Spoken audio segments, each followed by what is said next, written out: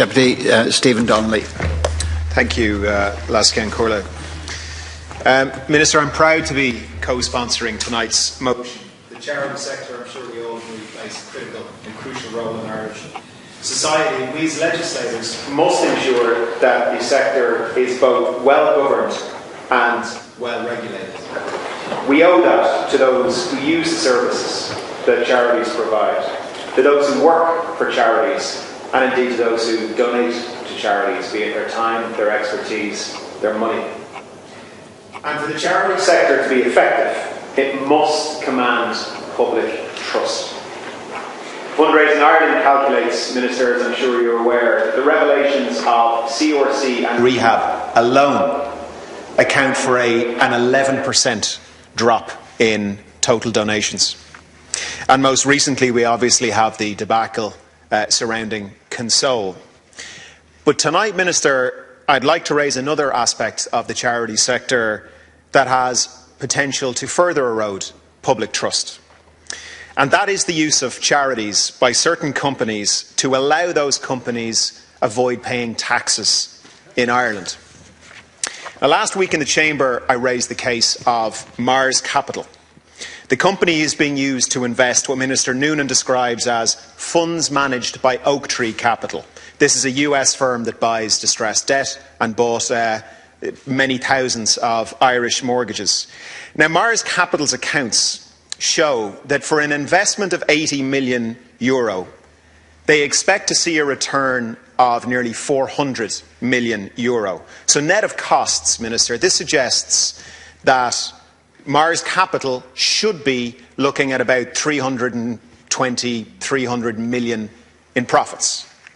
Profits made by buying an asset in Ireland, profits made by managing that asset, taking in hundreds of millions in capital and interest payments from Irish families, profits that should rightly be taxed in this country, with the benefit going to the Exchequer and to the Irish people.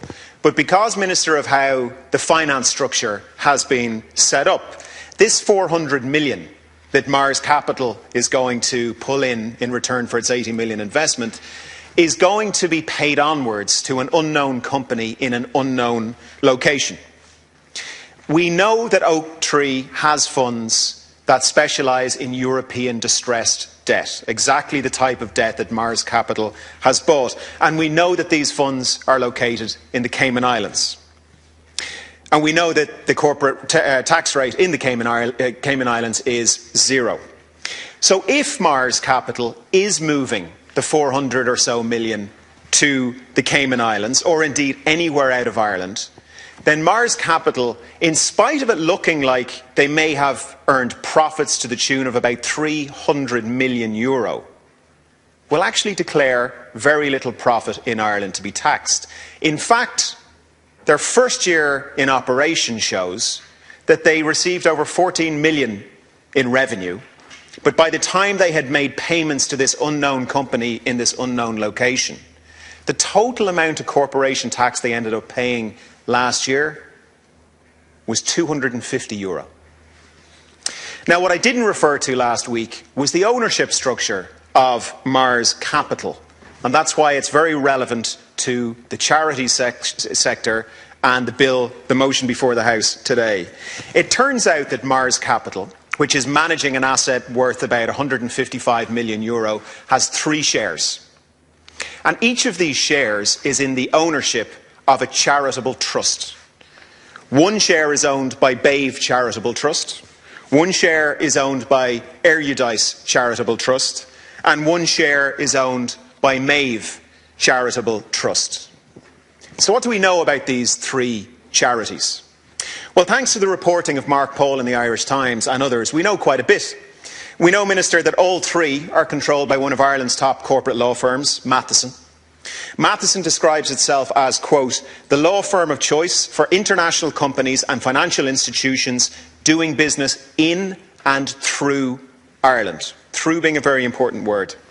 We know, Minister, that Bave, Erudite and Maeve all have charitable status and so are tax exempt. We know that Bave, Erudite and Maeve own a lot of companies registered in Ireland, including Mars Capital. We know that these companies that the charities control have billions of euro in assets. Billions of euro in assets. And we know, Minister, astonishingly, in my opinion, that the stated principal activity of these three charities, which owns companies controlling billions of assets in this country, the stated principal aim is, quote, to raise cash for good causes. This is not the charity's attempt at irony, perhaps suggesting that helping hedge funds avoid paying tax in Ireland is a good cause and this raises them money. Because it turns out, Minister, that these charities actually receive charitable donations.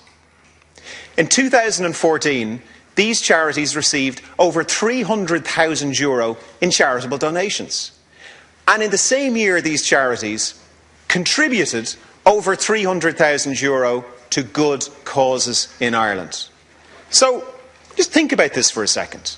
We have three charities owned or controlled by a corporate law firm. These three charities mysteriously own companies in Ireland controlling billions of euro in assets. And for some reason, they're also taking in €300,000 in charitable donations and then donating that money on. Now, the question any of us have to ask is, why are Irish charities being made the shareholders of firms that are legally avoiding paying their taxes in Ireland? What possible reason does Mars Capital, a distressed debt company, have for issuing its shareholding to three charitable trusts? The answer, I would suggest, is to avoid paying tax. Now, charitable status should not be, I would suggest to you, Minister, and to the House, charitable status should not be available to hedge funds. Charitable status should not be available to debt collectors. Charitable status should not be available to these so-called special purpose vehicles.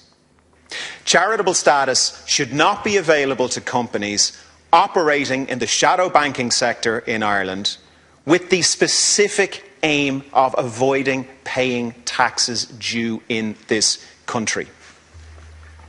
Minister, Irish charities like BAVE, Erudite and Maeve, which are receiving charitable donations, should not own companies controlling billions of euro in assets in order to help them avoiding paying taxes.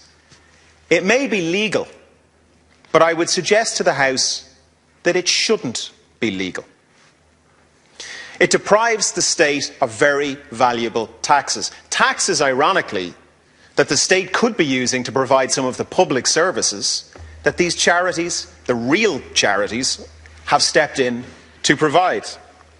And critically, Minister, and the reason I bring this up in the context of tonight's motion, charities, legally recognised charities, operating in this way surely significantly erodes public trust in the sector. Now, I know that officials in various departments have raised concerns about what is happening here.